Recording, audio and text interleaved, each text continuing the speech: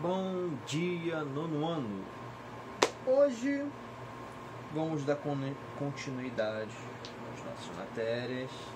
Entraremos hoje numa matéria muito importante, muito importante, que é a Era Vargas. Vimos na parte de Primeira República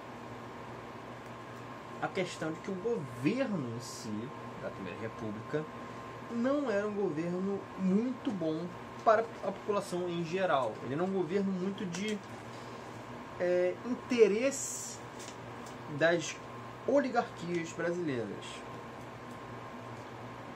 Você pode dizer, professor, até hoje o governo brasileiro não ajuda tanto assim a população, mas não tem nem comparação, gente. A Primeira República era realmente o governo de ricos. E aqui nós temos um momento em que o povo brasileiro cansa disso. Diversas críticas à Primeira República vão sendo construídas. Mas antes de entrar nisso, a gente vai ter que ver um pouco sobre o Brasil desse início do século XX. Já falamos dele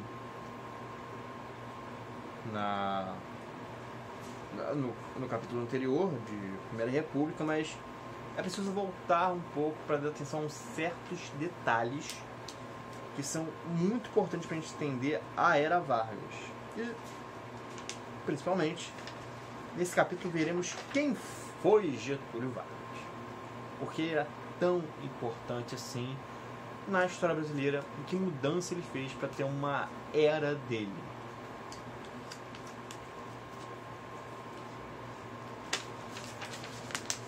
A sociedade brasileira no início do século XX.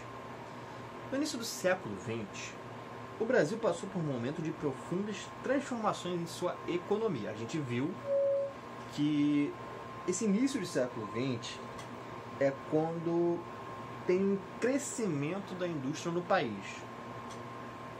Está longe de ser o ideal que o Brasil necessitava, mas ali nesse crescimento, quem estava sendo dono das indústrias, quem estava à frente do crescimento, estava descontente pela forma que o nosso país tinha na questão de governo, principalmente governo federal. Porque as políticas econômicas do governo federal eram voltadas às oligarquias brasileiras, que eram rurais. As oligarquias brasileiras eram no campo, eles eram os produtores de café. E a política brasileira favorecia os produtores de café pelo lado de São Paulo, e também a questão da produção de leite e agropecuária para a região de Minas Gerais, fazendo com que a indústria em si ficasse muito em segundo plano. Isso trazia consequências para os industriais, porque sem os incentivos fiscais necessários era difícil realmente crescer, fazer realmente um boom das indústrias no Brasil, capaz de chegar no necessário que o país precisava de produção industrial. Nessa época a indústria estava crescendo, isso não dá para negar, mas a gente tem várias regras que dificultam o crescimento da indústria, pois está querendo favorecer o setor rural. E uma das coisas que os industriais queriam eram políticas de protecionismo. O que seriam políticas de protecionismo? Políticas que protegessem a produção brasileira e deixasse a competição com produtos importados mais justa, o que não acontecia. A população urbana. A sociedade urbana brasileira, nesse período, era formada por diversos grupos, como comerciantes, profissionais liberais, operários, industriais e militares. Esses grupos passaram a reivindicar o direito de ter maior participação em decisões no campo político e econômico. Conheça algumas informações sobre eles a seguir. Primeiro grupo, um grupo muito importante e muito numeroso, os ex-escravizados. Após mais de 3 décadas da abolição da escravidão no Brasil, os escravizados e seus descendentes continuavam sendo discriminados. Durante toda a Primeira República, nenhuma política pública foi adotada para combater o problema da discriminação. Inclusive, alguns políticos eram a favor de políticas de racismo mesmo. Não é nem para florear a questão. Alguns políticos brasileiros, eles concordavam com ideias científicas de superioridade racial. E principalmente, alguns eram a favor da ideia, que vem desde o início da imigração, do embranquecimento da população. E são todas políticas racistas. Então não se tinha uma mobilidade política a favor de um combate à discriminação e nem a ideia de se fazer programas de auxílio a essa população ex-escravizada. Assim como no campo, geralmente os ex-escravizados e seus descendentes exerciam trabalhos de baixa remuneração nos centros urbanos. É a questão da desigualdade social. E a questão, para eles, era pior porque pegava uma característica étnica deles e usava como um argumento para destinar trabalhos menos remunerados, com um pagamento pior para os afrodescendentes. Operários. No início do século XX, os imigrantes que viviam nas cidades brasileiras trabalhavam principalmente no comércio e como operários. A maioria dos imigrantes que vieram para o Brasil, principalmente os imigrantes europeus, eles tinham contato já lá nos seus países com a indústria, com a vida na cidade. Então, mesmo que eles viessem para o Brasil destinados a trabalhar no campo, uma boa parcela deles foi também para as cidades tentar manter a vida que eles tinham lá, ou seja, no comércio, seja como operários. Eles tiveram um papel importante na luta por melhores condições de trabalho nas fábricas, que naquela época eram bastante precárias. O mesmo que falei para vocês, a questão do sindicato no Brasil nasce com a vinda dos imigrantes que trouxeram um pensamento político de questionamento e de exigência de direitos trabalhistas. São eles também que começam a trazer até formas de organizar o trabalho que fossem mais justas entre eles, antes mesmo que houvesse a regularização das leis trabalhistas. Eles foram importantes nesse setor. Também se organizaram para reivindicar, por exemplo, salários melhores, diminuição da jornada de trabalho e férias. Os industriais. Os industriais, quando a gente fala de industriais, a gente está falando dos donos das fábricas. No Brasil, no início do século XX, houve um crescimento da atividade industrial.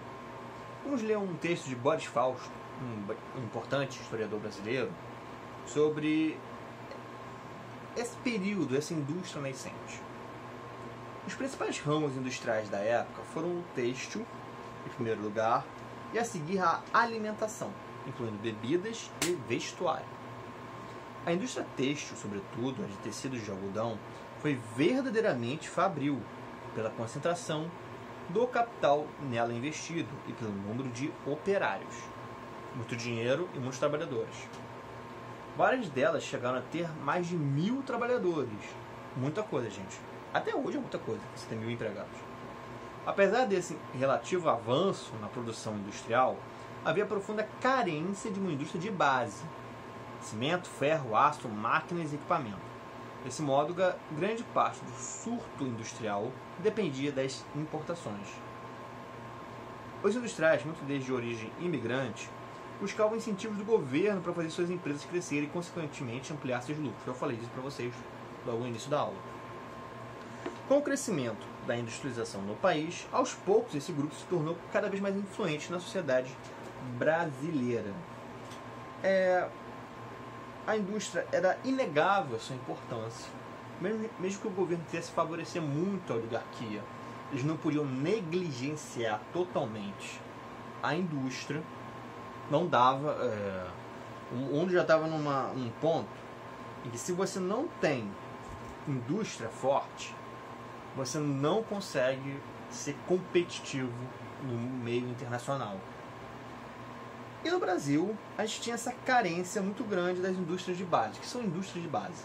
Indústrias que são o mínimo necessário para você garantir um crescimento industrial e até mesmo urbano, sem depender de força externa. Ou seja, cimento, construção civil, construção das fábricas, tudo praticamente numa vida urbana depende de cimento. Ferro, aço, materiais também essenciais na construção e na fabricação. Para carro você precisa de aço, para trem precisa de aço, indústria naval, aço. O ferro, mais ainda, o ferro chega a ter mais utilidades. E máquinas e equipamentos, questão de ter uma máquina de corte, ter uma máquina de soldagem, ter uma máquina até de montagem mesmo, uma máquina capaz de montar o seu produto numa fila de produção. Tudo isso era necessário, e os equipamentos aí varia, martelo, serrote, essas coisas que são essenciais para o trabalho. Era necessário o Brasil ter indústrias fazendo esse material, que não tinha. E aí, para poder alimentar a indústria brasileira, precisava comprar tudo de fora, o que carecia muito custo. Classes médias, não só a classe média, tem várias classes médias. Em geral, as classes médias urbanas brasileiras desse período eram formadas principalmente por funcionários públicos, profissionais liberais e comerciantes. Esse grupo, ao alcançar maior poder aquisitivo, passou a reivindicar maior atenção do governo, além de maior participação política. A classe média em si, ela é a parte da população que ela tem um poder aquisitivo, que ela não passa necessidade, mas ela não tem um poder aquisitivo de autonomia total. Eles são funcionários, geralmente, como bem posto, funcionários públicos, profissionais liberais, comerciantes, que conseguem uma boa renda. Eles não passam por problemas de subsistência, mas eles não são capazes de serem independentes do grande sistema econômico. E nem são aqueles que ditam o que acontece. Então, eles estão no meio, literalmente. É por isso que é classe média. Não está lá em cima, nem lá embaixo. No meio. E é a classe com maior poder aquisitivo. Maior poder aquisitivo não, mas de maior quantidade de aquisição. Por ser mais numerosa que classe alta, o consumo na média ela tende a ser maior do que na alta.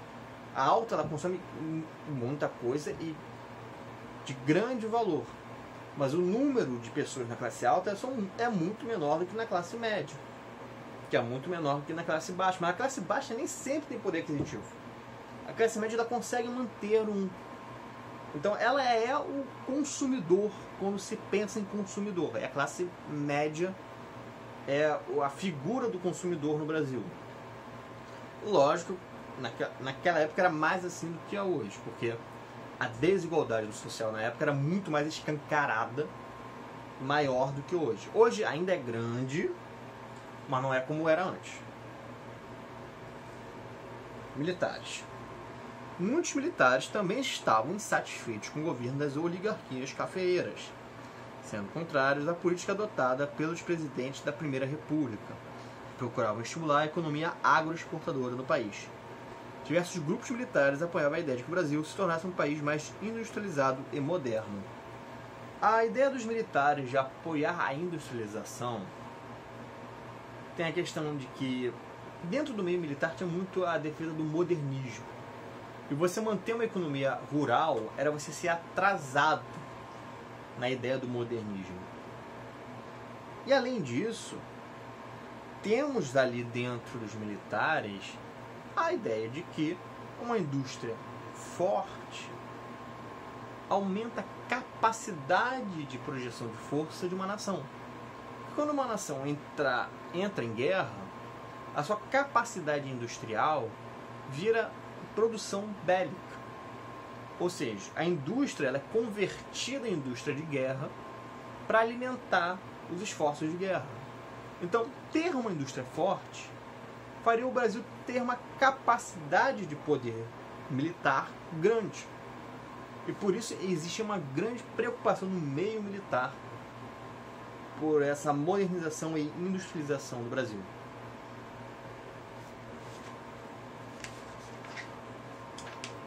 O modernismo brasileiro. As transformações ocorridas no Brasil durante o início do século XX tiveram impacto na produção artística do país. Influenciados por essas transformações e pelas vanguardas artísticas europeias, jovens artistas brasileiros passaram a buscar maneiras inovadoras de se expressar. Esses artistas, chamados modernistas, desejavam criar uma arte que exprimisse a identidade brasileira. Eles atuaram em vários campos artísticos, como pintura, escultura, literatura e música. A temática principal dos artistas modernistas, geralmente, estavam ligadas aos costumes, ao folclore e às festas populares do nosso país, especialmente relacionadas às culturas indígenas e afro-brasileiras. Por quê? Porque a ideia dos modernistas era acentuar a figura do Brasil. E principalmente digamos, numa língua mais atual, do Brasil raiz. Esse Brasil que é brasileiro mesmo, que tem pouco de europeu e mais de brasileiro, que é mais culturalmente original. A literatura foi uma das principais expressões artísticas modernistas. Em suas obras, diversos autores buscaram expressar como as tradições culturais brasileiras se fundiam ao processo de modernização pelo qual passava o Brasil. Entre as inovações linguísticas realizadas pelos escritores modernistas, estava a busca pela aproximação com a linguagem informal. Diversos livros e revistas foram produzidos por esses artistas para divulgar suas ideias. Mário de Andrade e Oswaldo de Andrade foram alguns dos principais escritores modernistas. Por meio da literatura, eles buscaram exprimir algumas das características da cultura popular brasileira. Em 1928, Oswaldo de Andrade publicou o Manifesto Antropofágico. Antropofágico é quem come carne humana. Inspirado em relatos europeus sobre indígenas brasileiros no século XVI, que diziam que os tupis devoravam seus adversários mais bravos, esperando adquirir suas qualidades. Assim, Oswald defendia que alguns elementos das culturas estrangeiras deveriam ser devorados e incorporados à cultura brasileira. Ele estava pegando a ideia do canibalismo para falar que a cultura brasileira tinha que ter a ideia de engolir outras culturas para incorporar a sua própria e se fortalecer. É uma analogia meio sinistra de se fazer com o canibalismo? É. Mas é o que ele encontrou no momento. Para divulgar sua arte, em fevereiro de 1922, os modernistas realizaram na cidade de São Paulo seu mais famoso e polêmico evento, a Semana de Arte Moderna. Ao todo foram 3 dias de apresentações e exposições, que geraram reações diversas. Outras pessoas ficaram chocadas, pois os artistas propunham ideias que ainda eram desconhecidas do público. Ao mesmo tempo, o evento recebeu diversos elogios por seu caráter inovador. Entre os vários participantes da Semana de Arte Moderna estavam os pintores Anita Mafaldi e Di Cavalcanti, o escultor Victor Bercheret, o músico Heitor Villa-Lobos e os escritores Oswaldo de Andrade, Mário de Andrade e Manuel Bandeira. Uma imagem, uma pintura muito conhecida do modernismo é o Abapuru de Tarsila do Amaral. Extremamente conhecido, mundo afora, na verdade, não só no Brasil. A gente falou da população urbana, temos que falar também da rural. Ao mesmo tempo que parte da sociedade brasileira passava por um processo de modernização, principalmente nos grandes centros urbanos, muitas áreas do interior do Brasil continuavam organizadas de acordo com a tradição rural. Observe a seguir alguns grupos sociais que formavam a sociedade tradicional. Existe um grande problema no Brasil que até hoje se mantém em parte.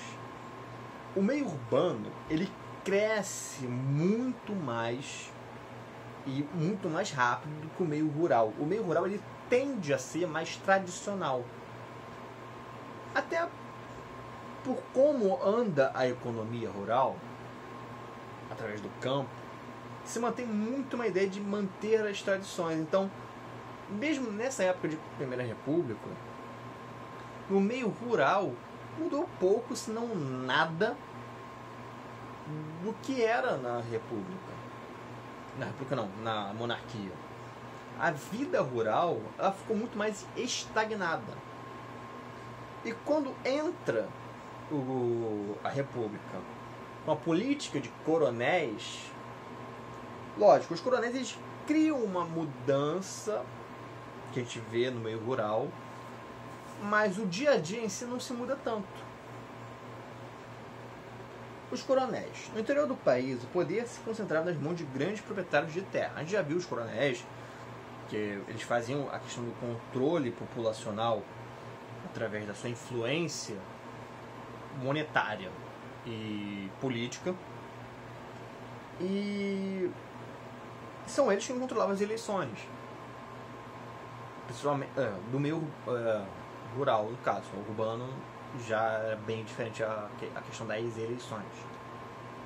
No meio rural, só se votava em que o coronel queria. Só se fazia o que o coronel queria. Ele tinha um poder quase ditatorial em suas regiões de influência. Não se fala mal do coronel no meio rural.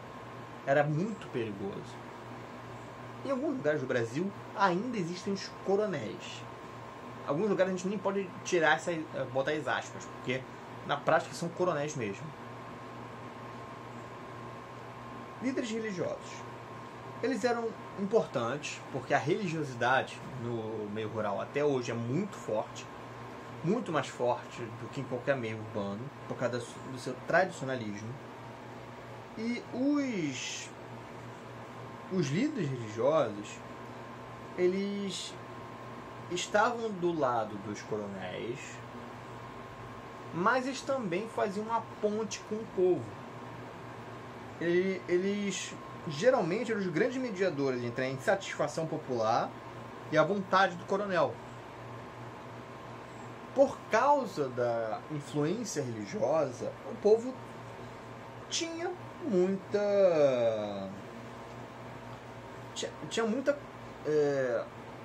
propensão a ouvir o que o religioso tinha a falar. Às vezes eles não gostavam do coronel, mas se era o líder religioso falando, eles davam atenção. Então existe um gigantesco respeito pelos líderes religiosos. A gente tem, nessa época, um dos maiores exemplos, que é o padre Cícero. Nascido no Ceará em 1844, dedicou grande parte da vida a ajudar as pessoas necessitadas. Além de padre Cícero, além de ser padre, Cícero atuou na política, sendo prefeito da cidade de Juazeiro do Norte e vice-governador do estado do Ceará. Então a gente tem aí um religioso que ele se envolve muito na política, ele é uma grande ponte entre poder e população, e que na memória popular ele é extremamente bem visto. Até hoje se tem muitos devotos de Padre Cícero, apesar de que nessa questão a devoção a Padre Cícero nem é oficializada pela igreja. É algo muito mais popular do que oficial do catolicismo. Trabalhadores do campo. Parte da mão de obra do interior do país era formada por camponeses, vaqueiros, mineiros e seringueiros. Geralmente, em troca de salários baixos, eles trabalhavam para os grandes proprietários rurais durante longas jornadas diárias. Os trabalhadores, em geral, tinham que trabalhar com a agropecuária. Grande parte era de camponês. Quando se tinha uma produção ali de gado, de cavalo, tínhamos os vaqueiros para cuidar dos animais. A mineração nunca deixou de existir no Brasil, então a gente tinha cidades que eram mineradoras. Ao longo do Brasil a gente tem alguns surtos de mineração, que se encontra uma grande jazida e tem uma grande onda de mineração no Brasil. O Brasil, inclusive, ainda tem uma grande produção mineradora. Hoje, muito diferente do que era nessa época. E os seringueiros, nessa época, eram muito importantes porque o látex extraído das seringueiras era um produto extremamente valioso. Porque até se descobrir a borracha pelo petróleo, o látex é o que dava borracha. Era do látex que se fazia, por exemplo, pneus, que se fazia borracha. Então, era extremamente importante para as indústrias, não só brasileira, mas mundial, a produção de látex, a extração de látex. E o Brasil conseguiu um bom dinheiro com látex. Ele foi conhecido numa época como o ouro branco, até que houve uma intenção da Inglaterra em se produzir o látex na Índia. Eles conseguiram tirar uma muda do Brasil, levar para a Índia e ir lá plantar látex, o que quebrou a indústria seringueira brasileira.